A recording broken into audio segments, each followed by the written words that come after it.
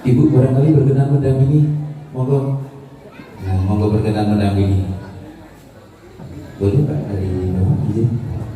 Monggo Bu berkenan mendampingi untuk penyerahan tokoh hayang. Dinding Bu Egi berikan dengan foto.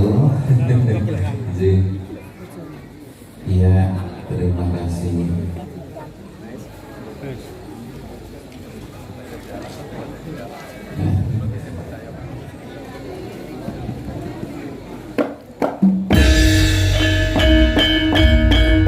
Winando ujur masuk panas main wayang kulit sampun kalah pambayekti pagelaran wayang kulit tahun menika kawiwitan wilujeng dalu wilujeng hamirsani.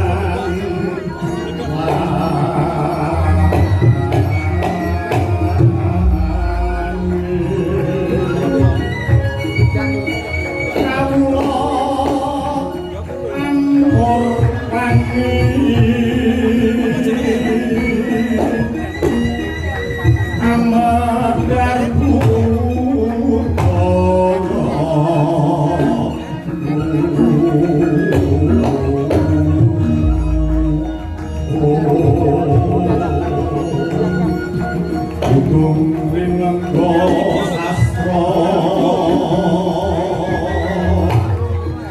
Inung siping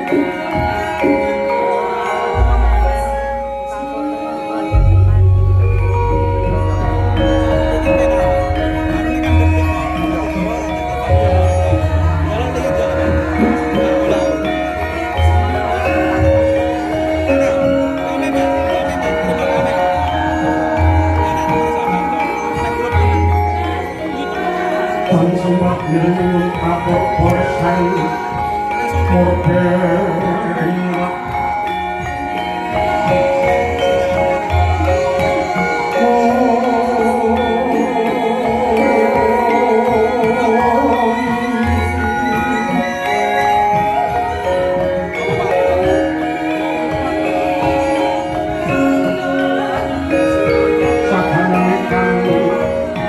yang kanan sing kasih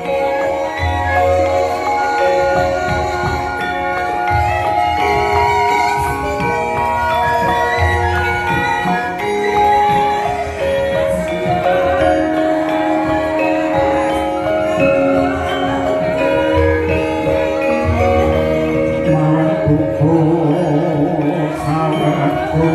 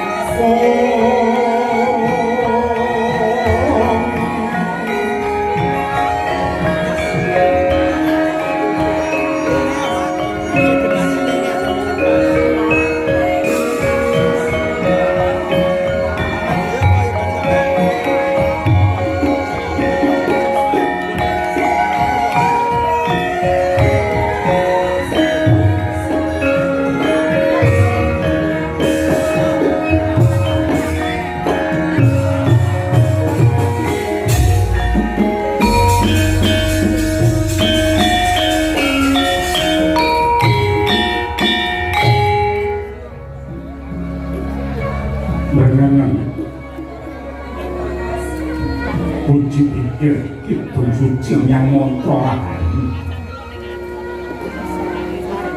meja saking sangya para titahengan anu ngomodras maning Gusti mriwana pasuke ngalagya pangesti dharmaning kabudayan mrih rahayu Murwani Nabuka Kandha nenggih gumelaring negari Dwarawati ya sinebak Dwaraka ya ngaran Jenggalapura ya Jenggala Manik negari Dwarawati pantes sinebut Warasundari ingkang redini bumi pinilih prasasat gempalaning omah kasuwargan kang den papanake ing kono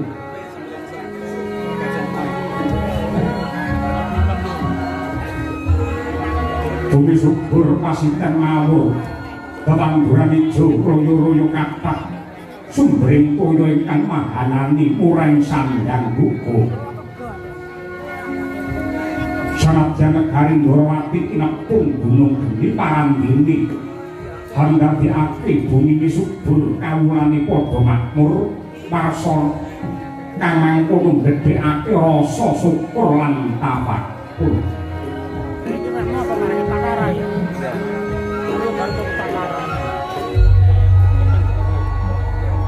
para putra lan para taruna weruh ing tata krama ngajeni marang ingkang werda awit wajuh ngenya hangesti mring dwija ingkang mapan wonten ing sarana wiyata pranyata ledha ing kawruh maneka warna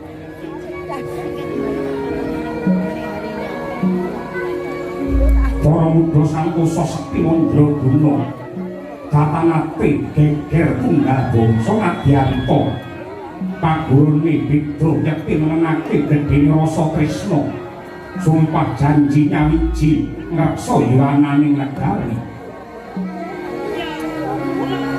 para brahmana resi guntur ing kapa melen ing cipta nuntun manungsa cedhak pring agama.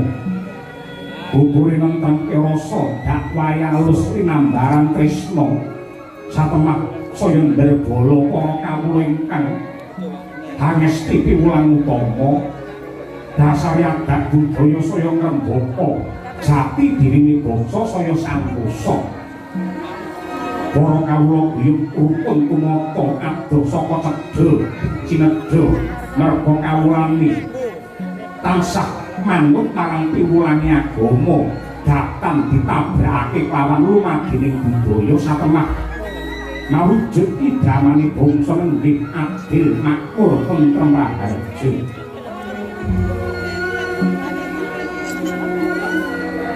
Durungan cek dina merdeka ing wulan Hasta para kawula saeka kraya gotong royong lunggal sedya katingal ing desa dadi reja awit rinengga umbul-umbul ing pinggiring marga dian kencar-kencar gumandul mawarna-warna tembok pinabur awarni seta swasana saya wibawa awit kumlebete sang duwi warna.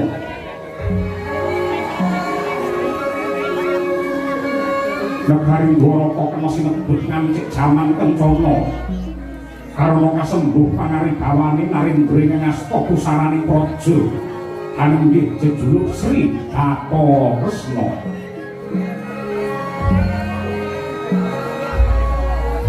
Ya sinebat Sangke Soma Danardana Wisnumurti Padmanaba nalika mudha kekasih Raden Narayana.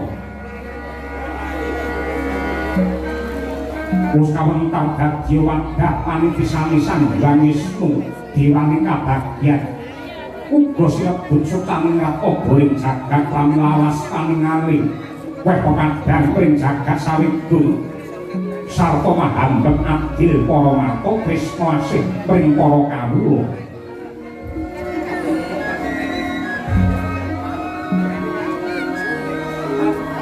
Ngendhene dinten pasewakan sang mata kepareng miyos ing stinggil dina kana lenggaring dampal bengko ingkang pinanipit kencana.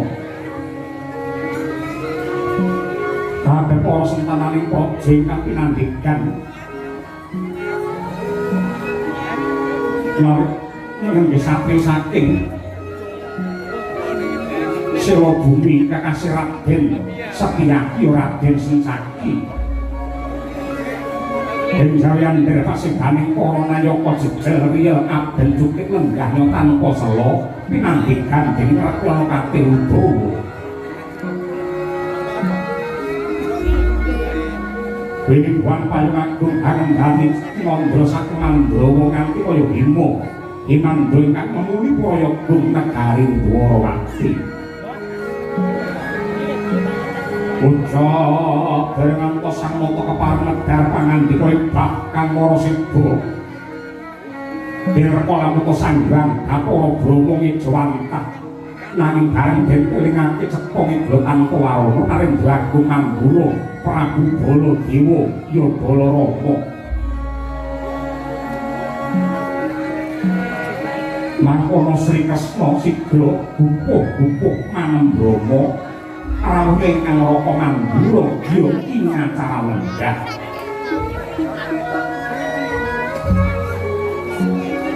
Kamu dikawiji pangandikane sang Raka mangkono lamun to kawil sing karna.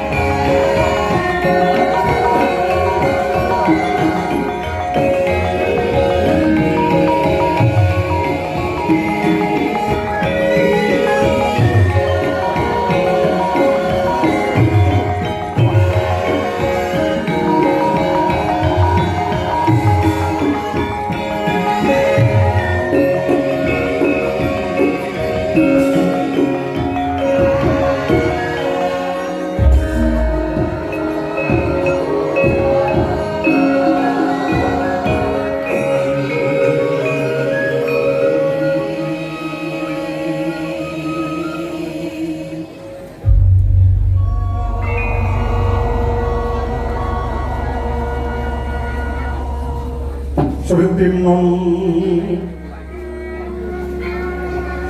sing pasewakan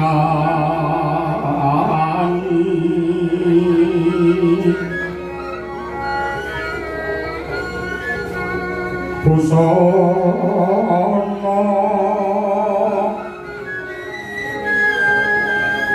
maneka warna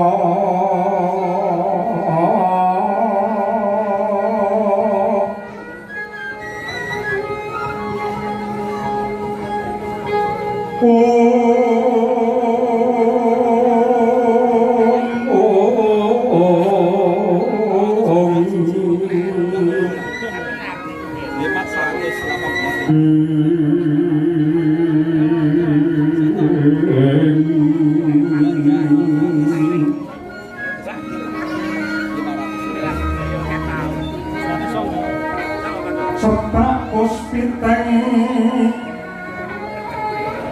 mutya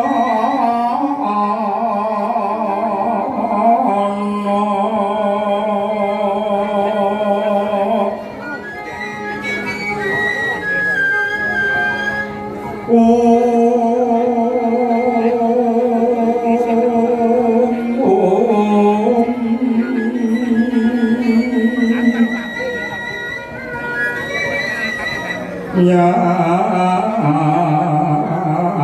pamjrak sarokmo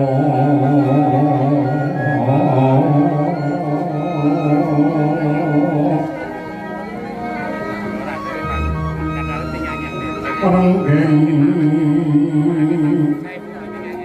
manik mawa no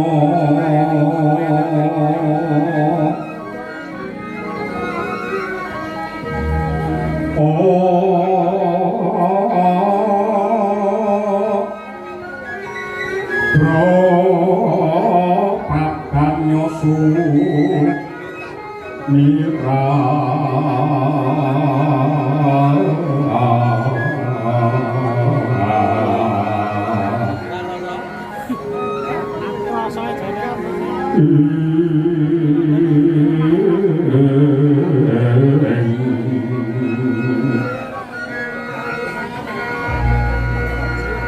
nyaring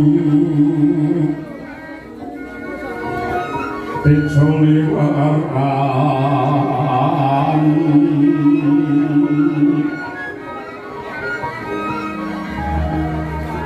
lergilap sisiring kaki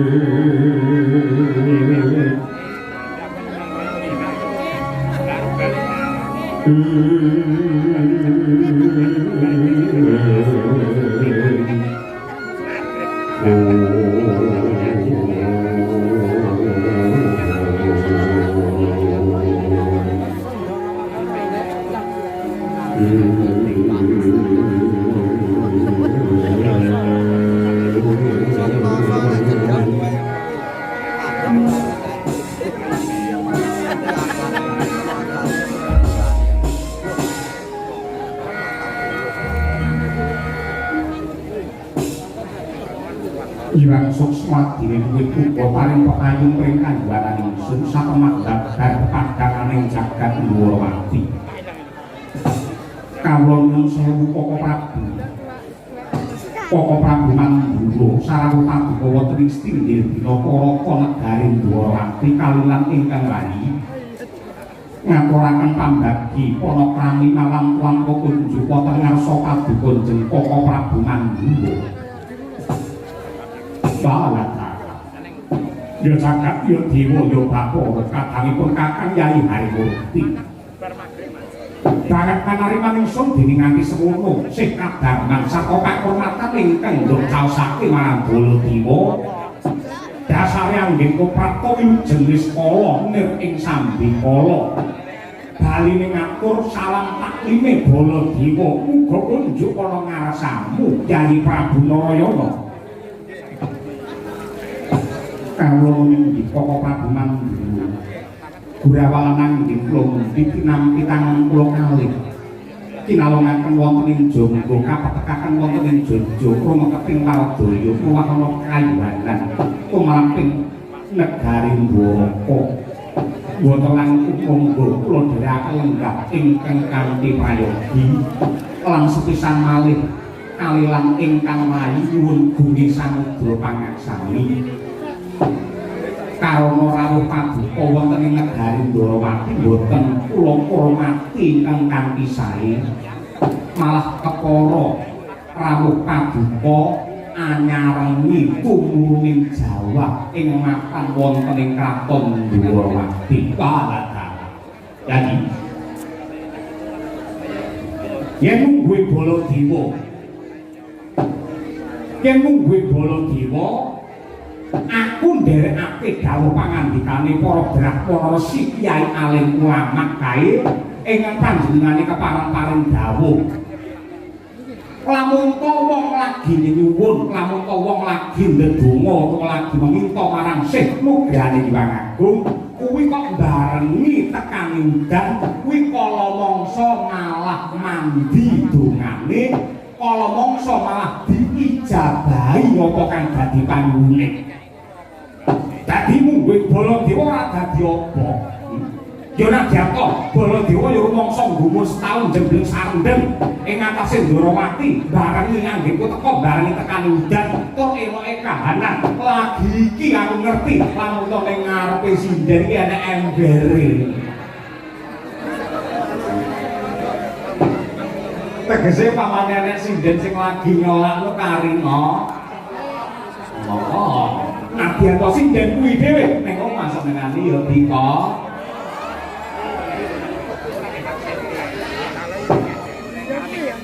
udan kuwi mungguhe Baladewa ki nugroho ya udan kuwi dumadi saka banyu mongko banyu kuwi simbole penguripan muga-muga kanthi tumurune udan ing jagat Ndrawati kene minangka kandha sih katresnaning Gusti ingkang Maha Nasa marang Yayi Prabu Kresna sak keluarga kabeh tumurune udan dadi srana barokah tumrape Yayi Prabu sak keluarga sumrambahe barokahe tumrape kabeh para pamirsa ingkang kapareng rawuh wonten mriki sedaya kok nadyan to wis pirang-pirang cara dibudidaya wis ngundang dongke sing nyisihke udan kenapa kok tetep mudhun udane mergo kala mangsa manten lanang karo manten wedok ki ndonga ora padha manten lanang njaluk diterangi sing wedok njaluk diudan wali aku sugeng riyadi ya sepiro gedene anakku sepiro gedene luput marang Yayi Prabu Ndrawati muga kowe nglumpurake pangaksama ana dina ing ngepak berkah iki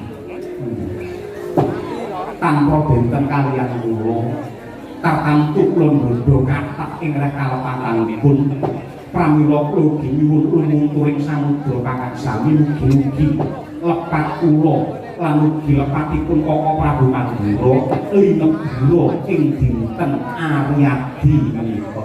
Sapa wis pirang-pirang minggu ora ketemu. Subuhane sing pirang-pirang iki apa sisane bodho. Aku iki tau kuwirangan medaya nggone wong ketoke komplong-kombuan, mbake baru dibuka isine rengginan. Mungkin malah mungkin kesarasan malah sae. Mungkin kesarasan malah sae, malah sisandana monggo Koko Prabu kula dherekaken pinarak ingkang kanthi prayogi mugi-mugi sambunging kadangan menika andadosaken kamulyan tumraping bebrayan agung. Panjenengan ingkang puspita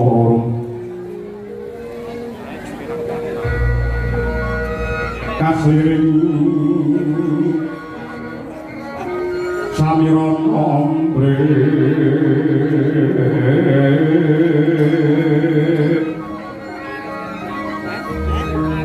leler tandure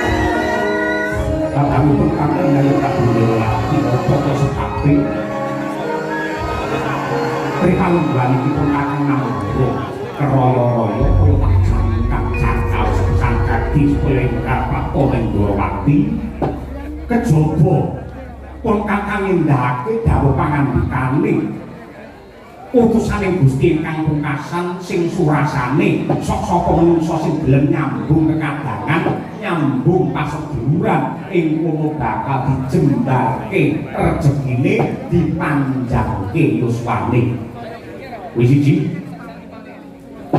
ewa dene kang angka loro Yayi Kresna wis cetha ngeglo tanpa warana lamun ta putra saka Rama Prabu Suwargi Rama Prabu Basudewa beri palungguhan iki wis ngenyang kawibawan kembul kamoten keceh bondo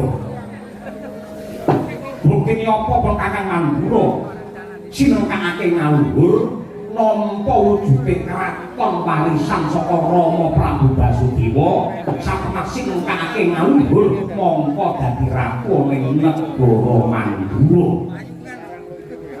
tanpa beda lawan siap Yayi Prabu Harimurti apa bebek cukup awake dhewek nalika Siadi dadi jagone dewa munah satrumurka Narendra Dwaraka kawestri kene biyen ya kuwi Prabu Yudakala Kresna satemah Yayi Prabu jumeneng ratu ana ing negara Dewawati kene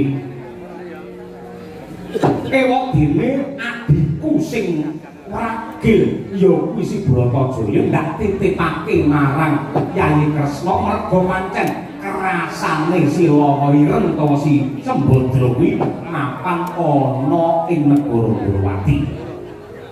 Tegese Trah Mandura kuwi bisa mukti wibawa Nyakrawati Mbau Denda kuwi sejati ora merga saka pintere Baladewa, ora merga saka sugihe kepinteran Yayi Kresna ning ya merga disebul karo pangestune wong tuwa. Ya wong tuwa kakung lan mligine wong tuwa putri. Aku wis ngiteni marambah makaping-kaping waton ana bocah ana anak sing ngabekti mligine marang wong tuwa putri. Tur dasare wong tuwa putri seneng lelaku brata, seneng tirakat, seneng prihatin. Sing prihatin kuwi mau nyebul marang kamulyane anak, satemah bisa lumusi anak mau uripe sarwa kepenak. Jadi gandeng para luhur Mandura Ripalungguhan iki wis sedo mapan ning astana Gadamadana. Mapan ning astana Gadamadana ngendikane para resi para kyai kae wong ki yen wis mati sangune mung kari telu bab kadonyan kabeh pedhot kejaba telung perkara ya kuwi siji amal sing becik angka loro ilmu ingkang piguna dening ingkang angka telu ya kuwi dungane anak lanang sing tuaju ing pamrih. Mongko Bala Dewa Yai Kresna apa dene Yai Bratajaya kuwi anak tumrape Rama Prabu Basudewa. Wis samestine tandha bektine anak marang wong tuwa sing wis sedo. Ayo Yai. Ayo. Besok kapan siadyana wektu ingkang lungguh. Siadi bakal ndak gandeng astamu ingkang tengen, bakal ndak kanthi sowan ning astana Gadamadana, kejaba resik ning pakuburan, bangun renggan ing mapan ning pakuburan, sing luwih wigati ya kuwi nyambung rasa kalawan Gusti ingkang Maha Kuwasa. Ingkang wigatine nyuwunake pangapura marang para luhur kang wis sumarik ning kono, muga-muga dingapura dosa lan kaluputane, satemah tentrem ayem jenjeng permanen mulya wibawa mukti ana ing kasuwargan langgeng. Sok kapan ana wektu ingkang ludah tak kanthi ndonga ning astana Gadamadana. Jang Pampara Atri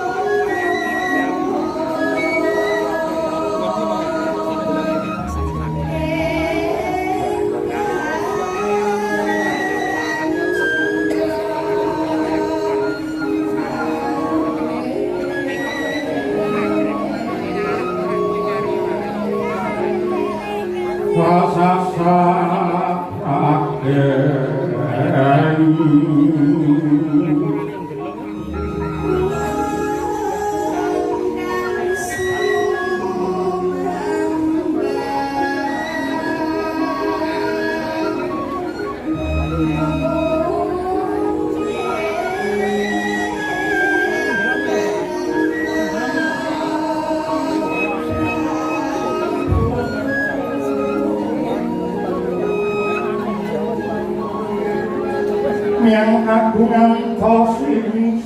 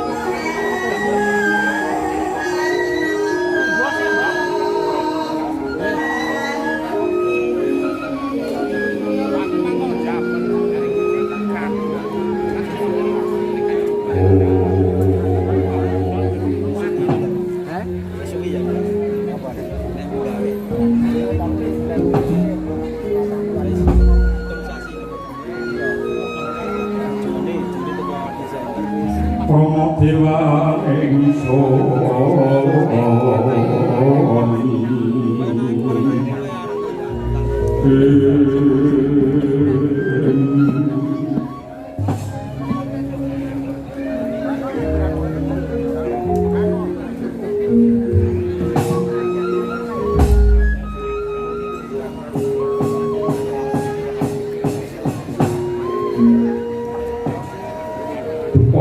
kagungan dulu jinak sesembah ibu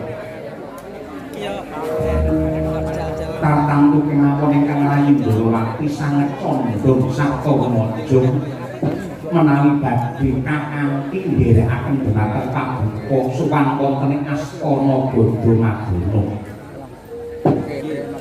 nyunaken pangapunten lan kirim donga dhumateng para leluhur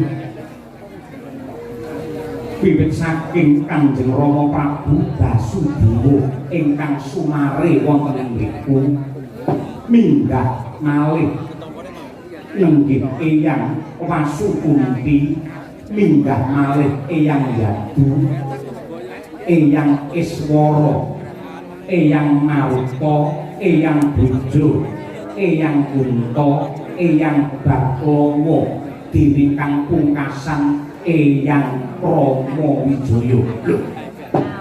Dadi sing kondhang jaman Ramayana Prabu Rama Wijaya kuwi uga sumare ana ing astana Gandhamadana. Wah, malah ngerti iki ya. Kula saking mriku. Kula sanget sarujuk Bapak Prabu menawi paduka kagungan lekas ingkang kados mekaten tartamtu kemawon. Kula ugi badhe anganti ingkang rayipun Bratajaya sowan wonten ing astana Gandhamadana. Ning yo kuwi sepisan siadi lah kanthi resik ana ing papan pasaryan Gandhamadana angka loro pamane ana wewangunan ana tembok ingkang gempalan rubuh ayo dibangun bebarengan.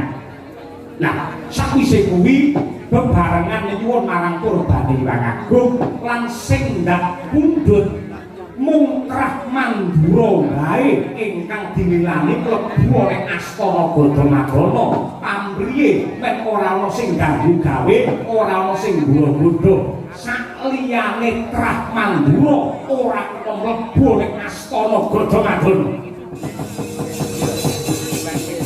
Pramara Ramos wong yang hambangan kabeh karunaning kasose aneng marga mamalatku Krisang kanggo asratma aja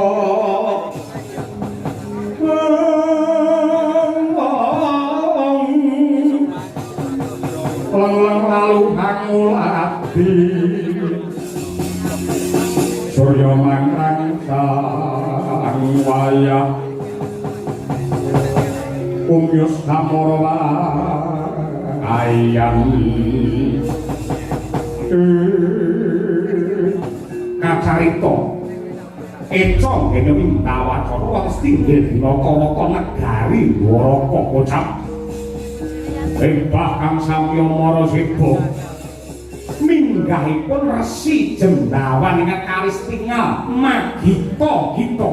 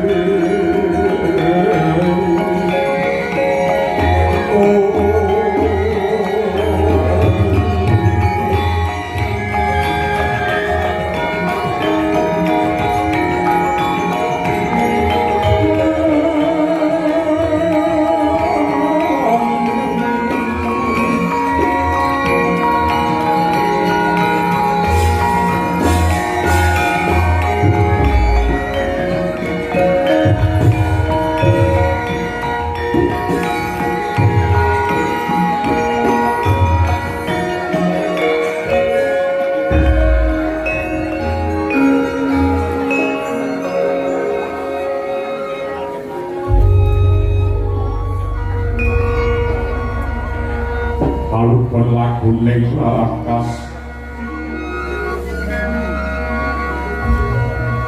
Lukit Hollywooding itu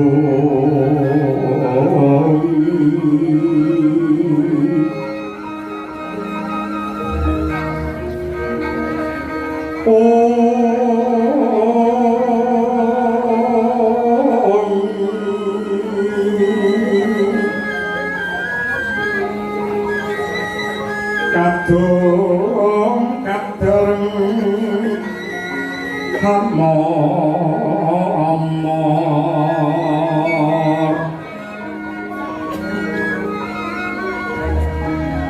mangun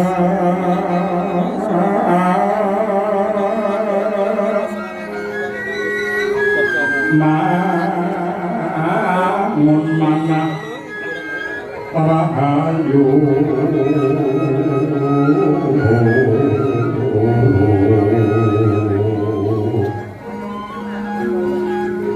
ayo Allah hamaku Allah kumulung manatu para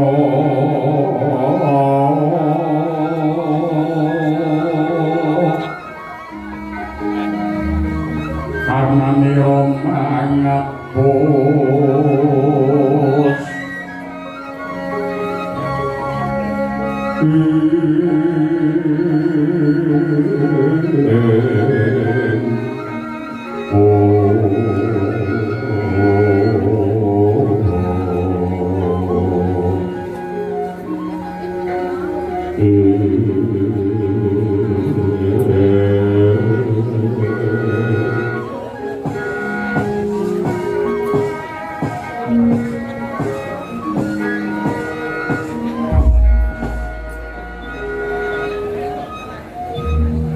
kawulun sewu Baporsi Jembawan sawo kabuka wonten ing Kartanegari Ndorowati kula ngaturaken sembah pangabekti unjuk wonten ngarsa kabuka Baporsi.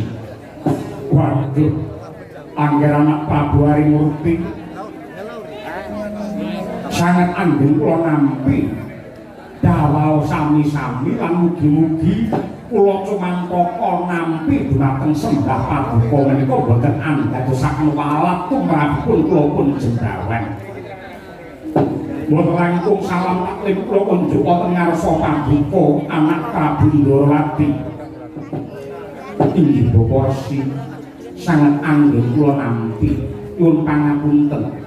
Mboten sekeca raos sing manah kula katuran Baporsi pinarak wonten ing inggil kursi pakurmatan taksih kathah ingkang sumadyo monggo lakune pinarak wonten ing inggil matur nuwun nggih matur nuwun kula langkung sekeca sowan wonten ngandhap kemawon nanging kula menika putra mantu paduka dosa menapa ing badhe kula tampi walat menapa ing badhe kula gendhong menawi kula nilar ing tata kami sampun ngantos dados tunggalé paduka Garana Prabu Ndorowati pancen menika sampun dados pikajeng kula Gusti Yai Kresna wonten dawuh Koko Prabu nganggo dasar apa siadi ngaturi Resi Jembawan juru kunci Astana Gadamadana iki kok Baporsi tur panjenenganmu nggunakake tata krama tata basa ingkang becik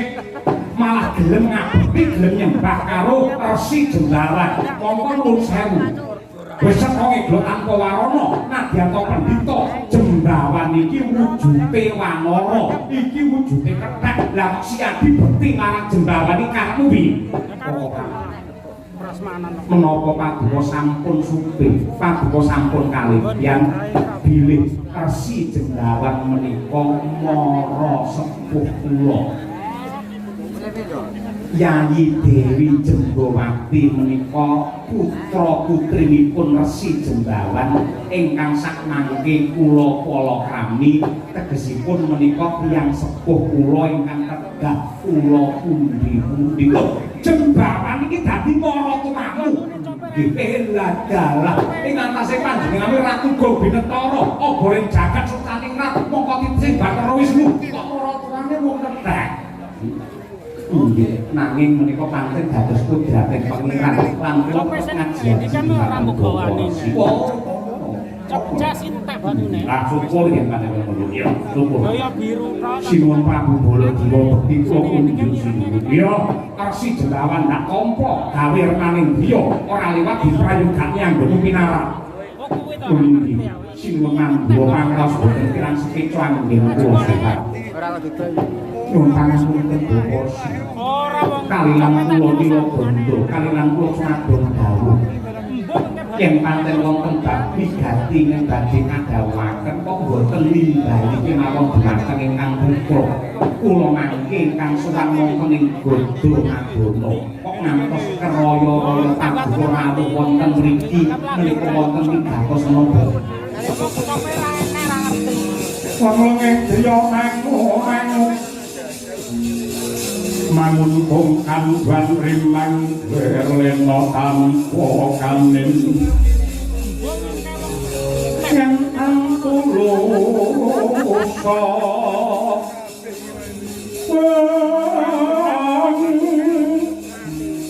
mengusang biaku tomo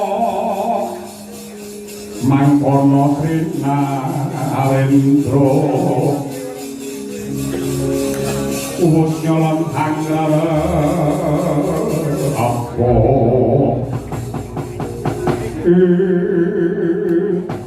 Aduh anak Prabu sewu lepat tak nyun tak dakwan nyun bumi samudra pangaksani sampun cetha pratila biling ingkang bapa kula pun jendawan Pinitaya dening Punden Mandura lan Ndorowati supados ngreksa wontenipun Astana Gadamadana. Kula kadhapuk dados juru kunci wonten ing Gadamadana. Nanging ripalungguhan samangke kula rumaos ewuh kaya ing pambudhiyangken kula badhe makarti. Mongko sampun cetha ngegla tanpa warana dening Astana Gadamadana menika papan pasaryanipun para luhur Mandura menika papan ingkang suci, papan ingkang nemu sejarah ageng. Nyewa semanten ripalungguhan samangke kok kawontenanipun malah tiba kosok balen. Menapa sebabipun kula kok matur kados mekaten karena kathah para menungsa para kawula Ndorowati lan ugi Mandura ingkang sampun mingerke blatipun sami ngaji-aji sami nyembah dumateng para luhur ingkang sumari wonten ing Gadamadana.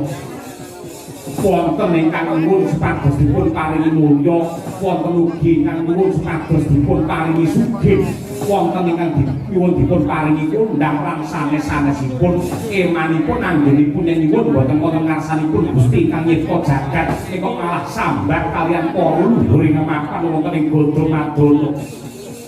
Malah ripalungguhan samangke menika wonten adat wonten budaya ingkang sanget mengkang saking kautaman menika cetha lamun kumindak ingkang kebak maksiat para-para kawula ing mriku anggadhahi kapitayan menawi makempal menawi kumpul menawi saresmi antawisipun lanang lan wadon mongko sanes bojonipun mapan wonten ing Astana Gadamadana. Ing mriku badhe saged sugih dadakan yen dodolan ugi sami pinaringan laris. Ning emanipun kok papan menika dados rama ingkang kebak maksiat kados mekaten. Sami cumbana, sami sambung tresna wonten Astana Gadamadana ning sing dipilih golek sing dudu bojone dhewe.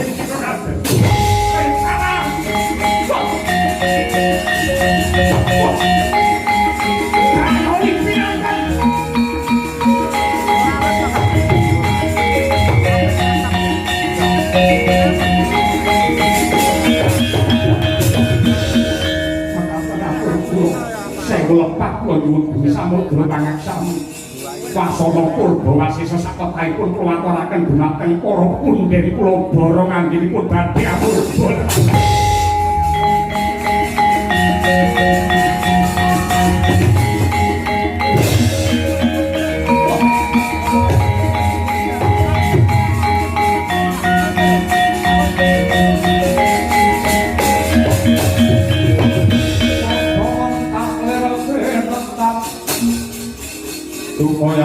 sinipi dodo pangawing wengis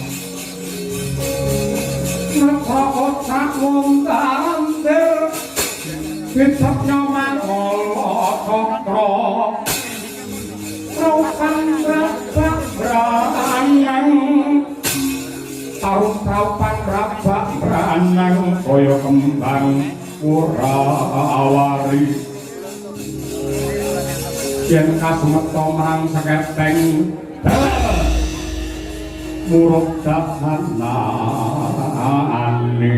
wah prayoli binatang iblis lanang setan menggo menungso babar pisan aku ora duga ngono nembe wae pun kakang lawan Siadi kepengin bakal ngagungake ngluhurake para pendhet ingkang sumarya ning astana Gadamadana ning abang sing dadi kupingku krungature Resi Jembawan lamun to papan kuwi kanggo srana maksiat kanggo srana sangkrama utawa lumadine asmara antarane priya lan wanita mongko sing digoleki malah dudu bojone dhewe aku ora trima kuwi lakon iki aku tak njaluk pamit jangkae ora ariye wong sing merang tutule astana Gadamadana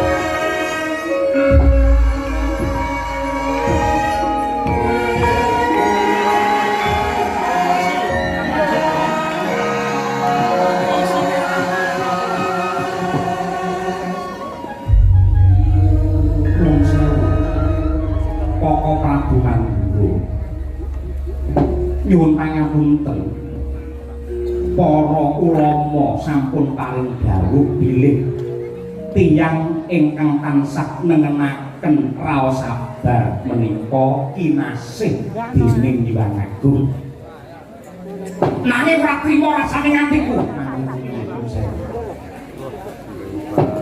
lan menapa sebabipun manungsa ingkang sae menika kedah sabar karana menika kangge ngukur kapitayanipun makhluk dhumateng jidaring kodrat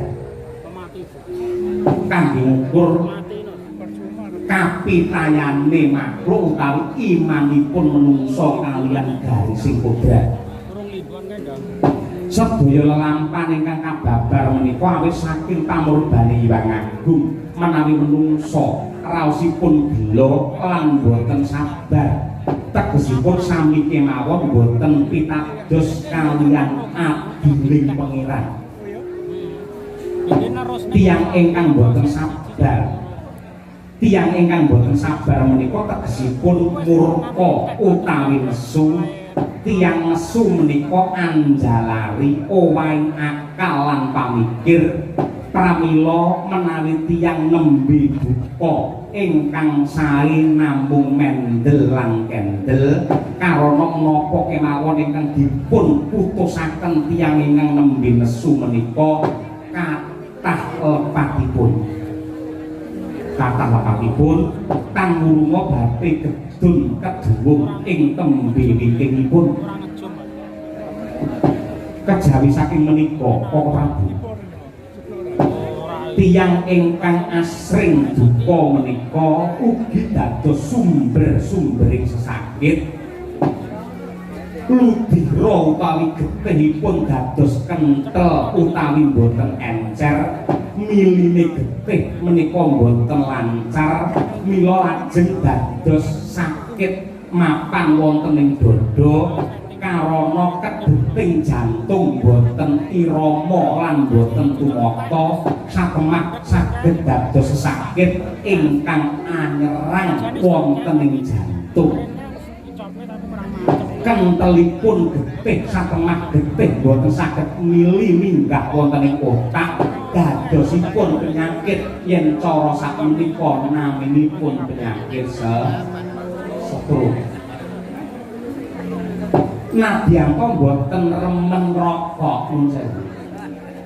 Nadyanto mboten doyan ngrokok ning menawi tiyang kala wau kerep nesu menika anjalari nun sewu peradangan saluran angin sajroning badan napasipun mboten tumata satemah dados penyakit paru-paru nadyanto tiyang kala wau mboten rokok ning kerep nesu mila nadyan kathah-kathahipun tiyang rokok niku larane paru-paru ning sing ora ngrokok larane malah rupa-rupa.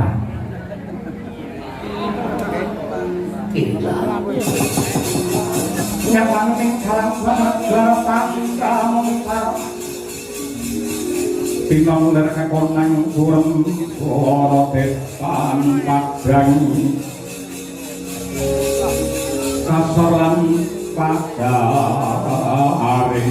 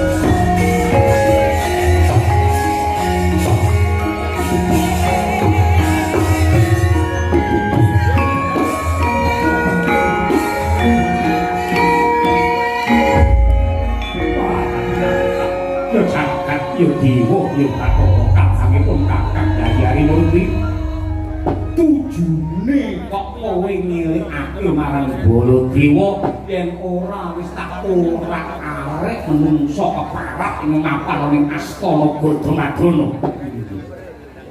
Mila kula suwun tetep sabar. Banjur samengko nyuwun sewu jumbuh kaliyan dawuh paduka. Kula tetep badhe nderekaken paduka Koko Prabu Mandura anganti Yayi Bratajaya dinten samangke bidhal wonten ing astana Gadamadana.